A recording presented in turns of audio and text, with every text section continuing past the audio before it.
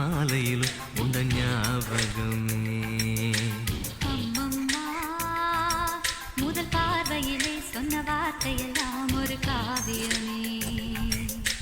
சின்ன சின்ன ஊடல்களும் சின்ன சின்ன மோதல்களும் நீங்கள் போல வந்து வந்து போகும். முதல் வந்து உடல் வந்து முட்டிக்கொண்ட போதும் இங்கு காதல் மட்டும் காயமின்றி வாழும். இது மாதங்கள் நாட்கள் செல்ல மாறிடும் பூக்கள் அல்ல.